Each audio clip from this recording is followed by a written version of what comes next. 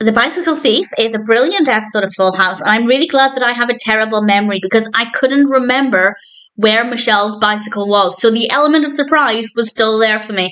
This is the 11th episode of the 7th season of Full House. This is directed by John Tracy, and as always, there will be spoilers from now as I go through the episode and share some thoughts. I will go through things chronologically, and of course, we start off with an adorable scene with Nicky and Alex. They're dressed as cowboys, and they're addressing Becky and Jesse as Becky and Jesse. They've learned that their parents have names beyond mother and father, and this actually becomes significant a little later on. The main narrative focuses on the fact that Michelle has lost her bike. Somebody has stolen Michelle's bicycle. And Kimmy and Mrs. Carruthers comes over. She's played by Marcia, Wallace. I absolutely love the character. They come over wearing matching t-shirts that say crime catchers. I love the outfits, and they're there to help solve the crime. And they all split up and go to different locations to try and find the bikes. Jesse and Michelle drive around the neighbourhood, and we get to see houses. We get to see the neighbourhood. Apart from a few episodes ago, where, in fact, quite a while ago now, DJ was having a driving lesson with Danny, and we got to see a little bit of the street there. We never get to see the neighbourhood, which is not unusual for a sitcom. It's not common to see the surrounding areas, but it was really nice. It was really lovely to see. And they see this kid who has the bike, and Jesse confronts the kid, and the kid says it's my sister's bike. And I will say credit to the kid for being willing to drive what is a very feminine bike. I imagine, in fact, I think it's quite common that children will not want to, not to give into gender stereotypes, but it is quite common. A lot of girls won't want to use something that's traditionally boyish, and a lot of boys won't use something that's traditionally girly. There are exceptions, of course. Whether or not that's a right or wrong thing, I'm not here to debate. But I like the fact that the kid was just happy to drive his sister's bike, and then he goes in for his music lesson, and Jesse takes the bike back. Problem solved. Except it isn't, because they go back into the house, and Danny also has Michelle's bike, and Joey also found Michelle's bike.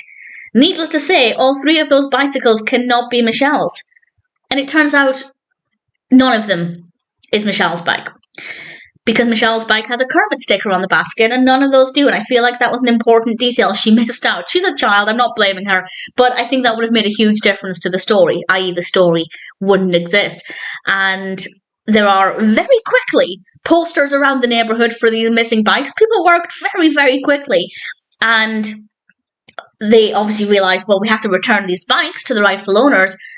The bikes are upstairs. It was exhausting in a fun way, but the characters must have been exhausting, or the actors dragging these bikes up and down and around the house. I know it's a kid's bike, but they're still not the lightest things, and it was brilliant. And then the crime catchers are downstairs trying to continue to solve this crime, and they've learned that there are more bikes going missing, so they think that it's a crime wave. All of these bikes are being stolen. Who is responsible?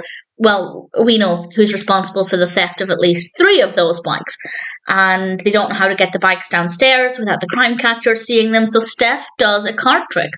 And we see in the background through the window the others trying to manhandle the bikes. And it was good fun. I thought it was a nice way to distract them to include the card trick. Unfortunately, the boy from earlier in the episode, his father has arrived.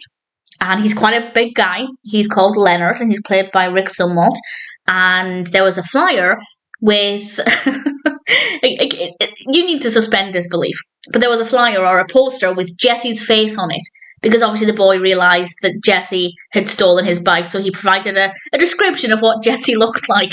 And obviously Leonard finds Jesse at the house, but Jesse pretends to be Joey, so Joey pretends to be Danny. And then Becky accidentally gets involved in it.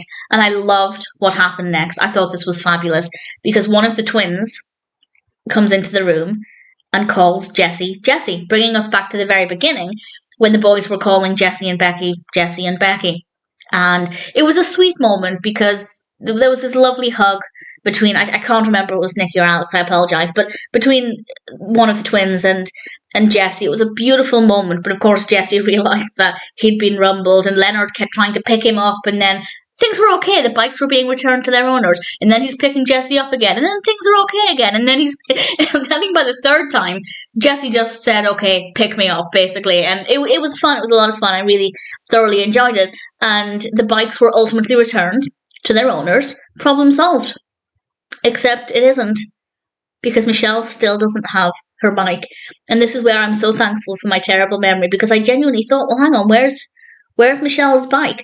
And I knew that it wasn't going to be just a case of somebody had stolen it. I knew from the very beginning there was going to be something else at play here.